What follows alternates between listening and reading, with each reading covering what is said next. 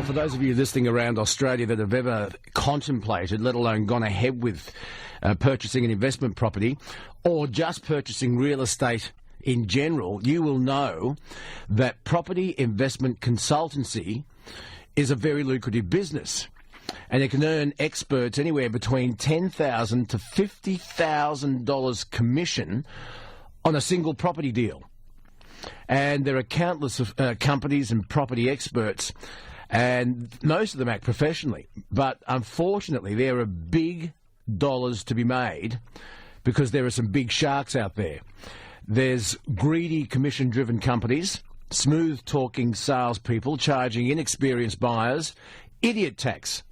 It's the shady practices of property advisors, and it's ruining the lives of everyday property investors. Now, I know that we have a lot of people listening all around Australia who have at one point bought property using an expert and feel as though they've been ripped off. Now, investment real estate expert is author and dream design property founder. His name is Zaki Ameer. And I received a press release from Zaki talking about this very problem. He says, unfortunately for buyers, it's an industry that remains largely unregulated, and many investors are losing money thanks to property spruikers serving their best own interests. It is a problem. It does need to be regulated. Any other business dealing with this amount of money would be. Zaki joins us on the line this morning. Zaki, welcome to Australia Overnight. Hi, mate. How are you? I'm very, very good, Zaki. Tell me, before you tell us about the sharks out there, how did you get involved with all of this? I was working for a major bank for about 12 years, and I got introduced to property investing, met a group of people who had about 30, 40 investment properties, and I looked at them and I said, well, you look no different to me, and gave a crack at it, copying a very simple strategy that we continue to use currently for our clients. I've done so for about over 1,000 properties now. Okay. Tell us about the corrupt practices and the unethical sales tactics that occur every day across Australia. I think one of the biggest things we've noticed, if you look around, say, even Sydney, Melbourne, or even Canberra, is that the last 2 years we've experienced significant growth in the property market, and it's been a period of confidence. And what property spruikers or sales guys do, or salespeople, is they want to take advantage of the hype of the market that, everyone's in a let's go buy mode, and they inflate properties, let's say, for example, especially when it comes to the off-the-plan industry. We have a lot of developers with marketing brochures, lunches, dinners, taking people around, flying them in aeroplanes, looking at property sites.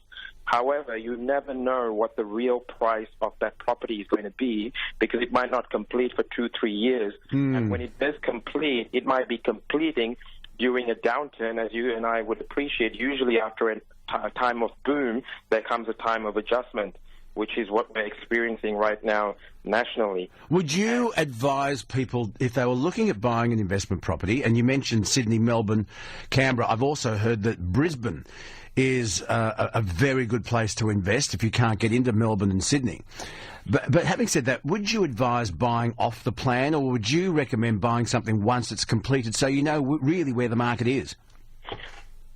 Personal view is to buy when it's completed. It's like you paying a deposit for a car and you don't even know the price of the car. Yep. And you don't even know the value of the car. So why would you fork out such large amount of money? And usually they target the everyday people. You might have just $50,000, $60,000 saved up. And we have many clients who come to our meetings, say, oh, look, I put a 10% deposit to the developer and everything's going to be all right. I go, no, everything's not going to be all right. The bank's not going to value that property until it's completed. Because there's nothing to value on. It's just air at the moment. Yeah, no, very, very good point. It's funny you should mention cars, because thousands of people around the world have actually put deposits on the Tesla, which is a hybrid. But anyway, that's another story. Take us through some of the common occurrences of property investment misconduct as you have seen it.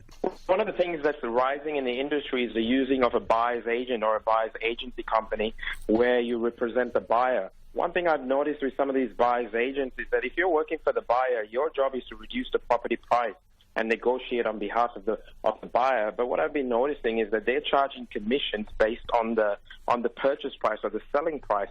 And the issue with commissions or percentages is that when there's a commission attached, obviously higher the purchase price, higher the commission. The other thing is any agent or any buyer's agent pushing for buying at auction. The problem is in, say, the last two years when there's been a very confident market and people are throwing all sorts of ridiculous offers at an auction just because of hype. The issue is when you buy at an auction, you can't pull out of the contract. And it's not only that you say you lose out on a 10% deposit. The thing is the vendor or the owner can come after you or sue you for the balance of the funds if you don't proceed. That's another issue with... Okay, I also understand that once a buyer has purchased an investment property, they're more often than not they're encouraged by this expert advice to renovate in order to increase the property value. You say avoid that. Well, avoid it if it's not needed. Why spend $50,000 renovating a property if it's not going to make any difference?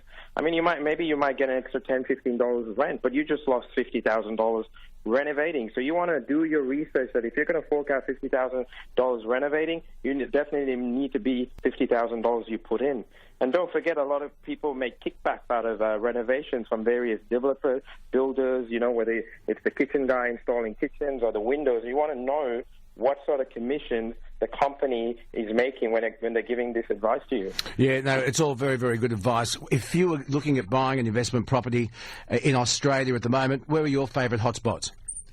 Look, anything, in my view, avoid the CBD areas because I think there's been a definite oversupply of off-the-plan units. Avoid this. Hang on, let me repeat that. Avoid the CBD areas, and that would involve Sydney, Melbourne, Brisbane? That's exactly right. I would say at least, 5 kilometres from the CBD. 5 kilometres, right. To avoid, and I would actually go into existing houses with lands that have been built for the last 20 years, and you've got significant data and research for the last few years to go towards, as opposed to going into something new. Unless you've got the funds to take a risk like that. Yeah, unfortunately this phone is really, really poor. I've got to keep moving. I thank you for your time, and it's very good advice.